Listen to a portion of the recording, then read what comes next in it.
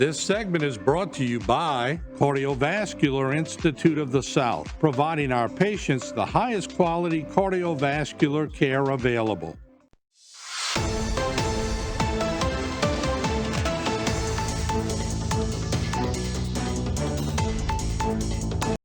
All right, welcome back to Bayou Time. I'm Martin Falls. Thought we would talk a little bit about homelessness. We hear a lot of people talking about it in the community. It's one of those tough deals. How do you handle it? Some people want to remain homeless, but there's just such a fine line between what to do, what's the right thing to do. Well, the other night they had a meeting right across the street at St. Matthew. Parish president, who joins me now, he was there. It was a good meeting. It takes a lot of people to put things together, and it's good to hear everybody what they're saying. I thought that was a good meeting. I thought y'all did a good job letting people express themselves, and a lot of people got involved in the conversation. Yeah, I think that's important. I always talked about getting the right people in the room, having a conversation and fixing issues. And for those residents and people that live in the communities, both on the east and west side, but more of that downtown kind of area, to get together and say, we want to get involved, we want to get information, and we want to help address issues that we see. I think it's always that first step, right? Because it's something that, it's what can the residents and the government can do together is where I feel like you have the best opportunity for success. Yeah. And I know a lot of times people think parish president's job is dealing with the municipalities, with hurricanes and different things. But then the tentacles go out so far in different topics. This was one of them. And I heard things in that meeting that I never knew. I've been downtown for so many years, but then they tell me that a lot of homes have taken in homeless people, like right here in the neighborhoods.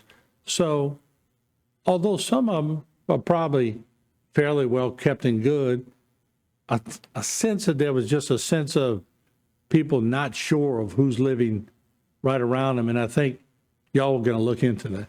Well, again, this all drives from situations, right? So whether it be there's been an uptick in crime, people see more homeless people walking around, it's a concern of safety and understanding who's in your neighborhood or what's going on. And some of this comes from the fact that I live downtown. And so that's where I do, work and everything else. And so with that and working with other downtown businesses, it was a conversation early on about there's a homeless issue and how do we address it. So from there, I've been working since before I got elected, but working to understand what resources are available. I do some software development, so I've actually written some software apps for organizations to help manage this or provide resources to the community. So through all that, getting everybody together, understanding what resources are available, understanding what we're doing from both a law enforcement perspective, from a nuisance and abatement perspective, from a housing and human services perspective, all three departments inside the parish, and then what are the outside organizations doing? And again, trying to identify those gaps and figure out what resources are needed and what resources that we need to look at providing. That in some situations there might be 5 levels and 2 of those are missing, right? And it could be something that it's good on intake and then follow-up's not good, and just going through that whole process and letting people know these are the things that we've done. We've had some ordinances that were out of date that we've adjusted, that if somebody was homeless, the only way we could do anything was if the property owner claimed they were trespassing. Well, now we have the anti-camping ordinance in place. And so it's working through and trying to figure out, again, this is an issue that is dealt with across the country.